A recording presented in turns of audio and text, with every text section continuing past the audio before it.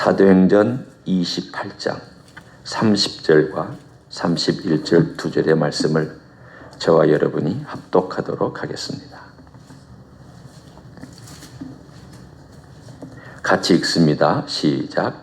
바울이 온 이태를 자기 셋집에 머물면서 자기에게 오는 사람을 다 영접하고 하나님의 나라를 전파하며 주 예수 그리스도에 관한 모든 것을 담대하게 거침없이 가르치더라.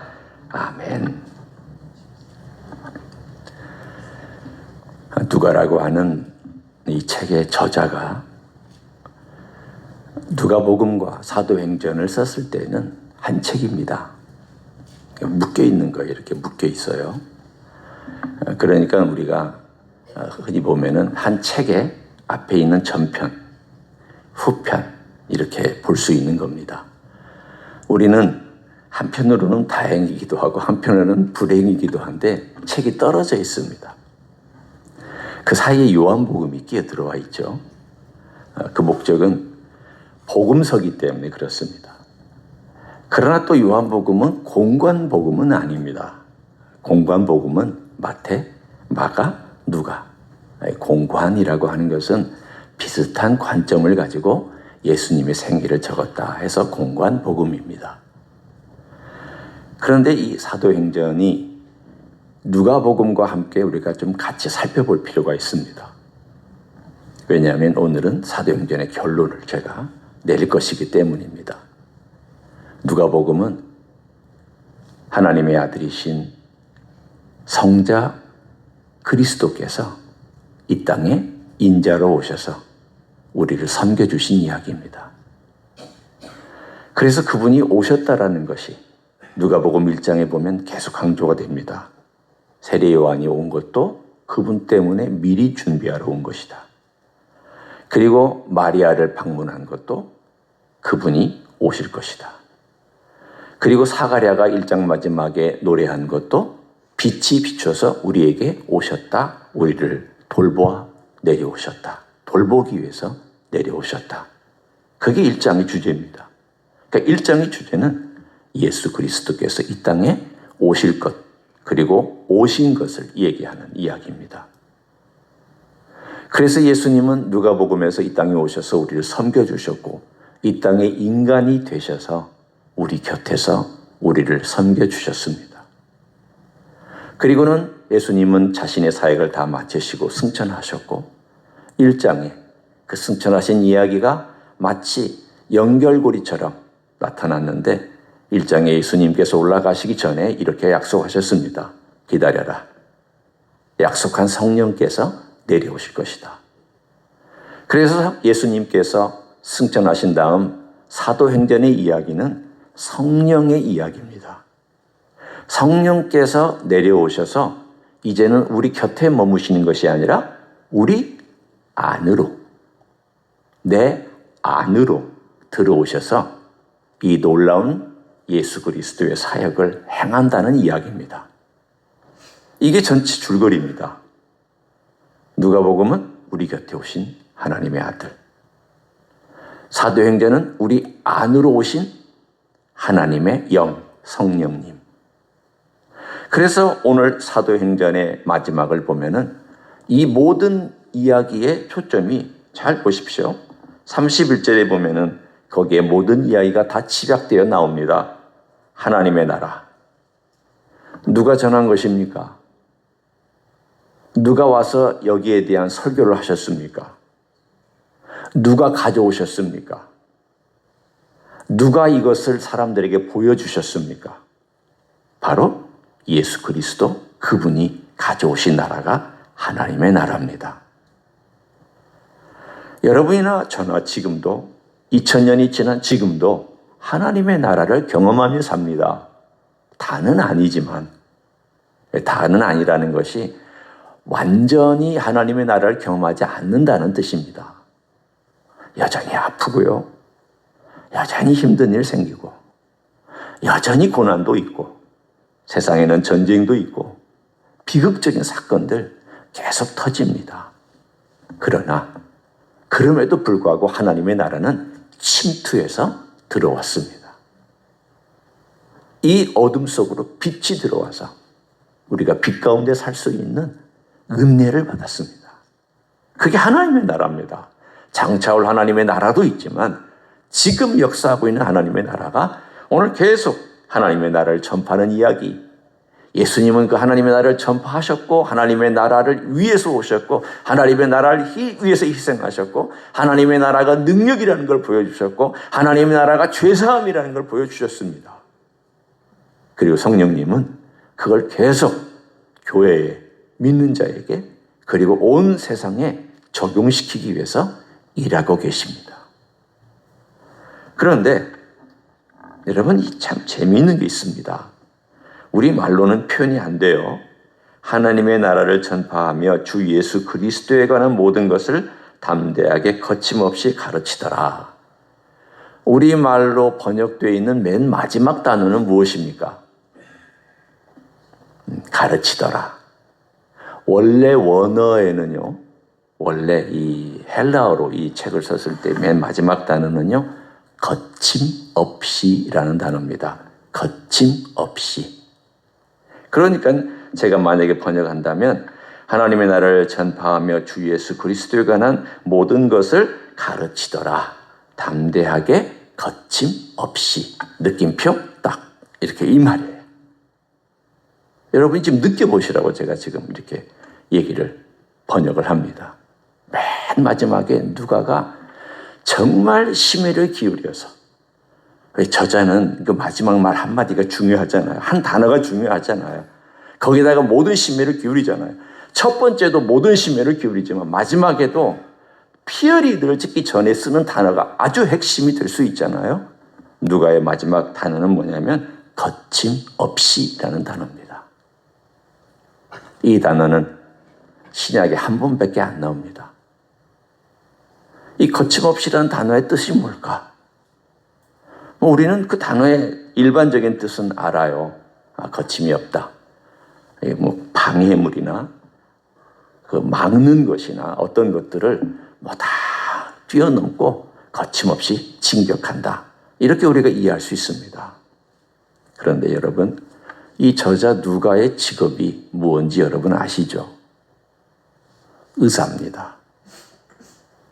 의사는 자기가 쓰는 용어가 의학적인 용어가 많습니다. 그리고 독특하게 쓰는 용어들도 있습니다. 여러분이 의사가 이 프리스크립션 막 지금은 이제 전부 다 온라인으로 하니까 그렇지만 옛날에 의사들이 막 종이에다가 프리스크립션을 막 쓰면은 야, 이게 무슨 말인지 하나도 모르죠. 한국말도 아니고 그게 다 어디서 온 단어들인가 하면 헬라어에서 온 단어들이에요. 의사들은 헬라어를 배워요. 왜 배울 수밖에 없냐면 의학 용어들이 헬라어 용어들이 엄청 많기 때문입니다. 그런데 이 단어가 의학 용어입니다. 이 거침없이란 단어가 어떤 단어냐? 그 뜻이 이것입니다. 여러분, 우리 몸에 여러 기능들이 있죠. 심장은 피를 보내는 역할을 하죠. 피를 받아서 다시 받아서 피를 보내고 산소를 공급하고 영양분을 공급하죠. 그래서 이 피가 핏줄을 통하여서 모든 몸의 구석구석까지 전달되도록 계속 펌핑합니다. 하지 말라 해도 해요. 예. 여러분, 심장 보고 아무리 명령해도 심장은 자기 할 일 다 합니다. 방해받지 않아요. 그런데 이 심장이 자기 할 일을 거침없이 할 때 쓰는 단어가 이런 단어예요. 아, 심장은 거침없이 활동하는구나. 그런데 이 거침없이 활동하기 위해서 필요한 조건들이 있죠. 피가 떡지면 안 돼요. 지방이 너무 쌓여도 안 돼요. 나쁜 콜레스테롤이 너무 많아도 안 돼요. 예를 들면 우리가 잘 알고 있는 상식적인 이야기 있잖아요. 이 심장에 문제가 생기거나 혹은 핏줄에 문제가 생기거나 피에 문제가 생기면 그게 어떨 때는 뇌출혈이 되기도 하고 어떨 때는 파열이 되기도 하고 어떨 때는 심장 이상이 오기도 하고 이런 일들이 생기잖아요. 그러면 그때 우리가 쓴 단어가 거침없이라는 단어를 쓰지를 못합니다. 뭔가 방해받고 있다. 뭔가 문제가 있다. 원활하지가 않다. 여기에 쓰는 단어가 바로 그런 단어예요. 심장뿐만이 아니라 모든 것이다. 우리 몸의 기능의 모든 것들이 각각 자기의 역할을 잘하고 하나님이 원래 창조해 주신 그 건강한 몸으로 자기의 그 기능과 모든 것들을 거침없이 행해 나갈 때에 그 쓰는 단어가 이 거침없이라는 단어입니다. 그러면 이 거침없이라는 단어가 어떻게 쓸 수가 있었냐는 거예요.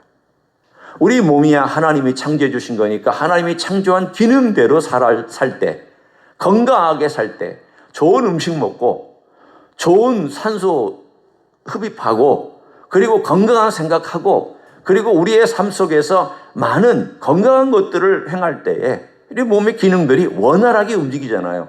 그 원활하게 움직인다는 그 표현이 뭐냐면 거침없이 움직인다는 뜻이에요. 뛰어도 금방 회복되고 달려도 호흡이 가빠졌다가 금방 가라앉고 심장도 쿵쿵 뛰었다가 조금만 심호흡을 하게 되면 정상으로 돌아오고 이런 모든 활동들이 원활하게 움직일 때 그 쓰는 단어가 어떤 단어냐면 거침없이라는 단어입니다. 그러니까 이것은요 뭐 마음대로 자유롭게 한다는 그런 단어가 아니에요. 뭐 마음대로 그냥 하고 싶은 대로 자기 원하는 대로 뭐 거침없이 산다. 그때 쓰는 단어가 아니에요. 우리 말은 그렇게 번역을 했지만 그때 쓰는 단어가 아니라 하나님께서 주신 그 기능이 활발하고 원활하고 능동적이고 막힘이 없이 잘 움직이고 있다. 그 뜻입니다. 누가 이 일을 하십니까? 그리고 누구를 통하여 이 일을 하십니까? 바로 성령께서 성령의 움직임에 민감하게 반응하고 성령의 사람을 통하여 이 일을 하신다라고 하는 것을 이 한 단어는 우리들에게 마지막에 알려주고 있습니다. 사도행전 1장은 성령에 관한 오심이죠. 2장 성령께서 오셨습니다. 3장, 4장, 5장 성령의 오심으로 교회가 어떻게 발전하고 어떻게 성장하고 있는지를 압니다. 성령께서 사도들을 사용하셨을 때 그들이 감옥에 갔어도 그들은 거침없이 복음으로 살았습니다. 유대인 당국이 방해할 때 그들은 성령의 역사하심으로 이겨내고 예수 그리스도를 증거하는 일에 두려워하지 않았습니다. 사도 바울이 어려운 가운데도 유대인이 핍박받고 죽을 만한 위기에 있었어도 성령의 의지에서 살았기 때문에 그는 거침없이 살았습니다. 자기 마음대로 살았다는 게 아니에요. 성령의 인도하심을 따라 거침없이 살았다는 뜻입니다.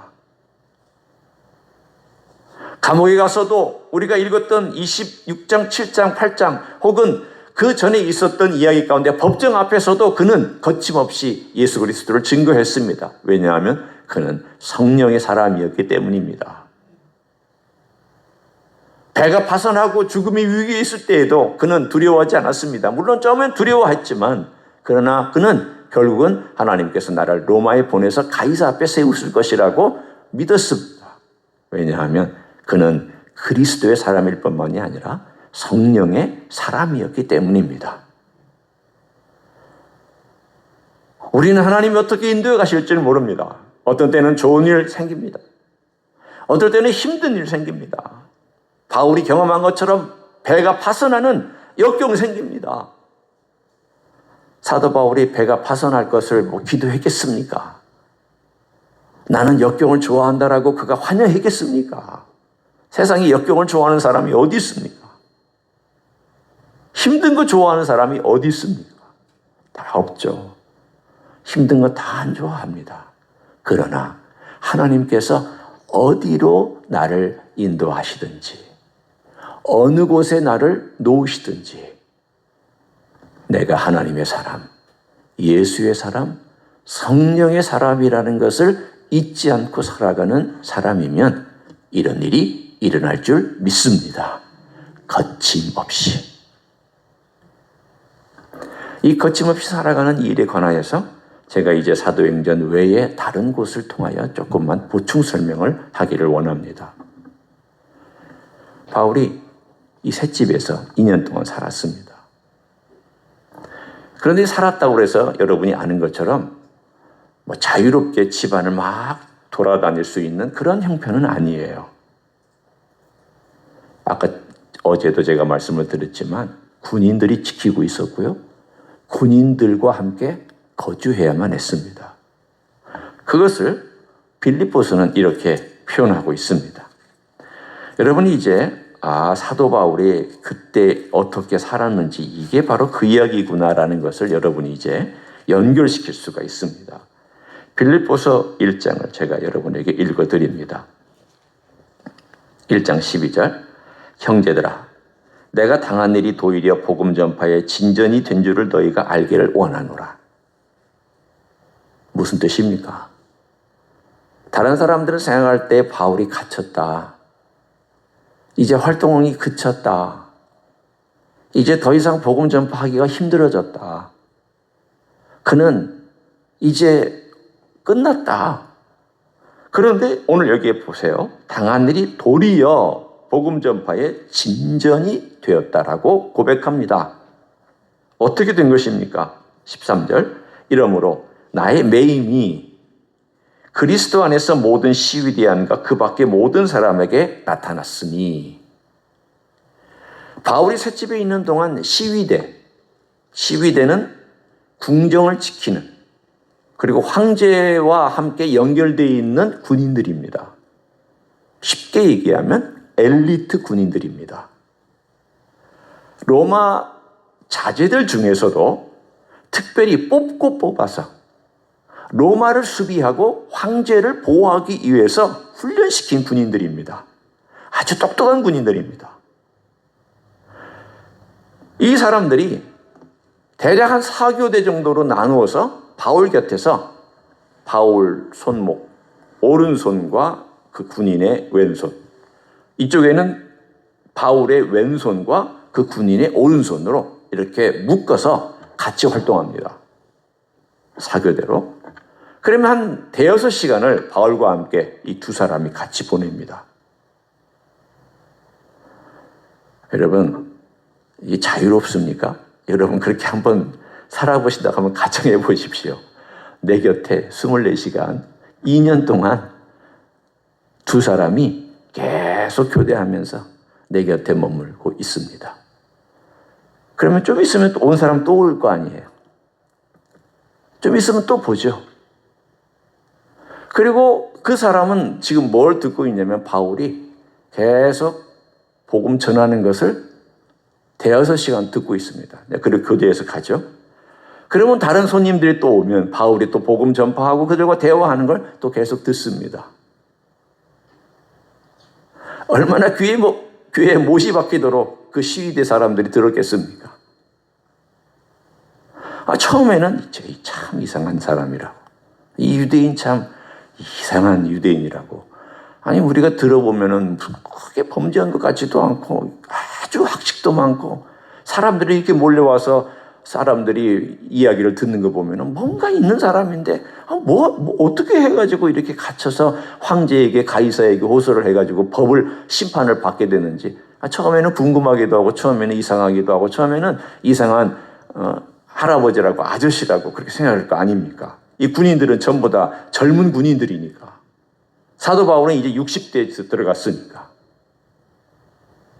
그런데 그들이 들을 순간마다 계속 이 소리가 마음에서 메아리치고 또 메아리치고 들려지고 또 들려져서 이 시위대 사람 전부가 다 복음을 들었다라고 되어 있습니다.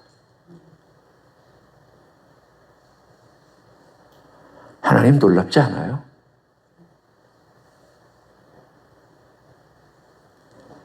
아니 이 사람들에게 언제 누가 복음을 전합니까? 만나기도 힘든 사람들입니다. 찾아가기도 힘들어서 못 만납니다. 그들 곁에 가기도 어렵거니와 그들을 찾아간다는 것은 더 이상 어렵고요. 말도 안 되는 이야기입니다. 근데 그들이 찾아왔습니다. 그것도 같이 묶여 있습니다. 누가 묶여 있는 것일까요? 바울이 묶여 있는 것일까요? 군인들이 묶여 있는 것일까요? 군인들이 묶여 있는 거죠. 하나님이 갖다 딱 붙여놨습니다. 바울 곁에 붙여놨습니다. 이건 도망가지도 못해요. 바울이 얘기하는 내용을 계속 듣고 있어야 돼요. 이거 도망가지도 못하고 그냥 같이 묶여서 같이 복음의 이야기를 들어야만 했던 이 시위대 안에 오늘 말씀하기를 시위대 안에 이 놀라운 일들이 나타났다라고. 여러분, 로마가 어떻게 변한 줄 아십니까? 로마가 흔히 얘기하듯 그냥 변두리만 있는 것이 아니라 하나님께서는 놀랍게 바울이라는 사람을 죄수의 신분으로 보내서 로마의 핵심 중심에다가 갖다 심어놨습니다. 복음을 심어놨습니다. 어디다가? 황궁 안에다가 복음을 심어놨습니다. 어떻게? 군인들 갖다 붙여놓고 가장 로마의 영향력이 있는 엘리트 군인들과 유력한 집안의 군인들을 데려다가 바울의 복음을 듣고 다는 아니겠지만 그 중에 많은 사람들이 복음으로 변화되기 시작을 했습니다. 이뿐만이 아닙니다. 하나님께서는 이 놀라운 일을 엘리트 군인들도 변화시켰지만 저 골로새에서 흘러 도망온 노예가 하나 있었습니다. 그 노예는 주인의 물건을 가지고 도망했습니다. 이 사람은 잡히면 사형입니다. 그런데 이 사람이 어디까지 도망왔냐면 저 소아시아의 골로새에서부터 로마로 흘러 들어왔습니다. 여러분, 범죄하는 사람들이 제일 많이 있는 곳이 바로 대도시죠. 왜냐하면 대도시는 사람들도 많고 섞여 사니까 잘 티가 안 나서 대도시로 흘러 들어옵니다. 이 사람도 대도시로 흘러 들어왔는데 어떻게 일자리를 얻다 보니까 바울을 시중 들은 일을 하게 됐습니다. 돈 받고 하는 일이죠. 그러니까 쉽게 얘기하면 미국에 불체자들이 들어와서 요즘은 이 트럼프 때문에 참 그분들이 어려워졌지만 얼마 전까지만 하더라도 굉장히 많았잖아요. 지금도 물론 있을 겁니다. 이 사람들이 대도시에 있으면서 일거리를 찾아요. 여기 홈디포에만 가더라도 엄청 많이 있었고요. 지금도 좀 있을 수도 있죠. 똑같이 이 사람이 일종의 불법 체류자보다 더 못한 신분이에요. 도망한 노예니까. 어떻게 일자리를 구했는데 사도 바울을 돕는 이 셋집에서 사도 바울 뒷바라지 해주는 일자리를 구했습니다. 여러분, 그 사람의 이름이 뭔지 여러분 아십니까?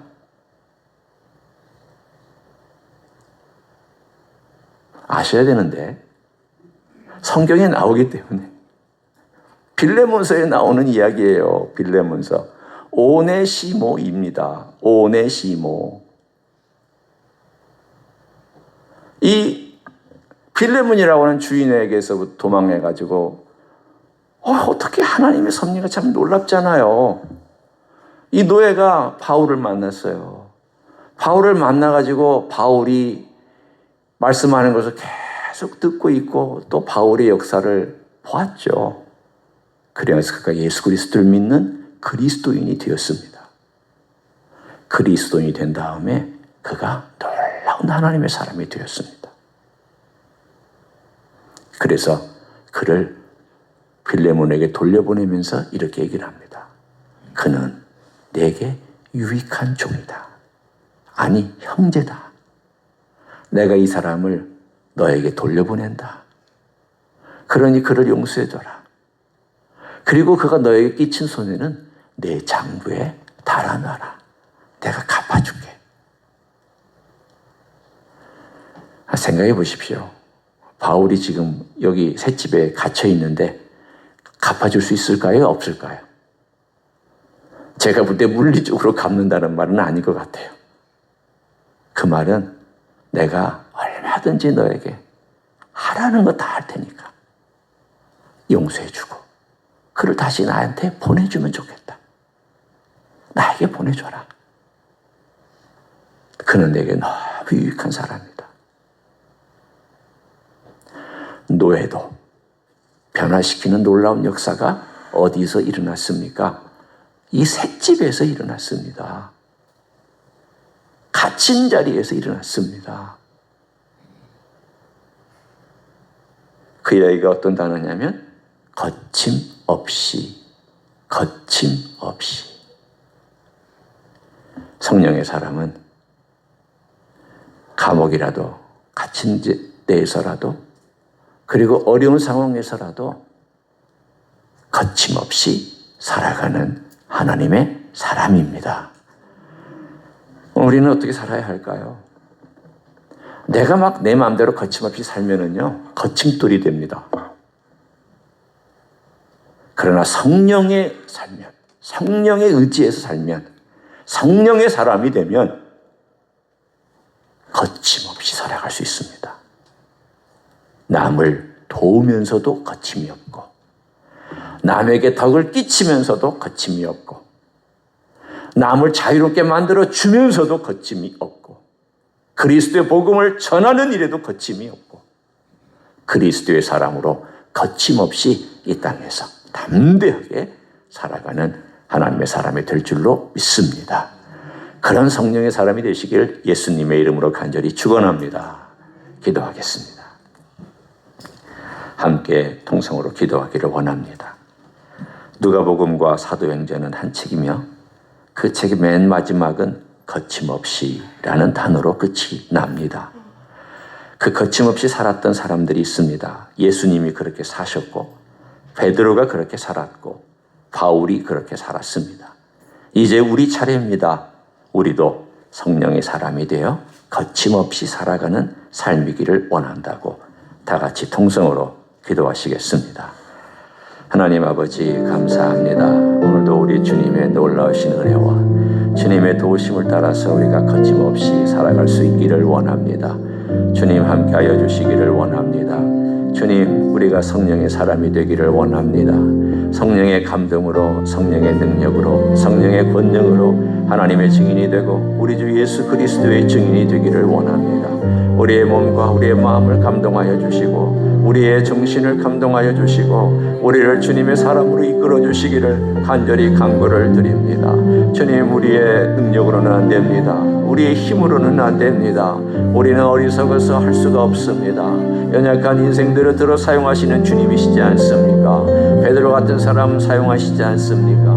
바울같이 반역한 사람 사용하시지 않습니까? 주님께서 주의 복음을 위하여서 주님의 사람을 들어 사용하시지 않습니까? 주여, 거침없이 주의 복음이 퍼져나가고 주님의 능력이 거침없이 드러나는 이 모든 일에 바울이 사용되었던 것처럼 우리도 사용되기를 원합니다. 갇힌 곳에서 오히려 주의 복음이 더 편만하게 퍼지며 연약한 가운데도 주님의 능력이 더 힘있게 나타나며 견고한 땅에서 주님의 기적이 나타남을 믿습니다. 이러한 놀라운 일들을 주님은 행하시는 분이십니다. 주님은 놀라운 일들을 펼치시는 주님이십니다. 주여, 주님께서 우리 속에 성령의 충만함으로 함께 하셔서 그렇게 성령의 사람으로 살아갈 수 있도록 축복하여 주시기를 원하옵고 기도를 드립니다. 능하신 일을 행하시는 주님을 찬양합니다. 감사를 드립니다. 주님 감사합니다. 감옥에 있었던 것이, 셋집에 묶여 있었던 것이 오히려 복음을 전파하고 복음이 진전되는 일에 효과적이었던 것을 우리에게 말씀해 주셨습니다. 전혀 예상치 못한 일이었습니다. 사람은 오히려 그것을 불행이라고 얘기하겠지만 하나님은 하나님의 일을 행하신 것을 믿고 감사를 드립니다. 복음이 들어갈 수 없는 곳으로 복음이 들어가는 길로 사용해 주셨고 전혀 만날 수 없는 사람을 만날 수 있는 길로 그 기간을 사용해 주셨습니다. 주님의 지혜와 주님의 경영과 주님의 일하심을 우리가 어찌 측량할 수 있겠습니까? 거침없이 일하시는 주님을 신뢰합니다. 주여, 간구합니다. 비록 우리가 불행 가운데 있고 어둠 가운데 있고 때로는 힘든 가운데 있다 할지라도 그것이 오히려 주님께서 일하시는 기회가 되고 계기가 될 줄로 믿습니다. 우리는 성령의 사람이 되어 주님을 바라보며 걸어가기를 원합니다. 성령의 사람이 되어 성령에 충만하기를 원합니다. 주님의 권능으로, 성령의 권능으로 예수의 사람으로 살기를 원합니다. 오늘도 주님 저희를 붙잡아 주시고 그렇게 살아갈 수 있도록 축복하여 주시옵소서. 이제는 우리 구주 예수 그리스도의 은혜와 하나님 아버지의 극진하신 사랑과 성령 하나님 교통하심의 역사가 때로는 힘들고 때로는 역경이 있고 때로는 감옥같이 갇힌 것 같고 때로는 병 때문에 어려워도 주님께서 사용하시는 모든 것 거침없이 사용해 주시고 모든 것이 합력하여 선을 이룰 것을 기대하며 주님께 맡기고 주님의 사람으로 담대하게 걸어가기를 소원하는 이 자리에 참여한 모든 종들 위에와 주임지 히스교회 위에와 이민교회들과 한국교회들과 선교사님들 위에 이제로부터 영원히 함께 하실지어다. 아멘.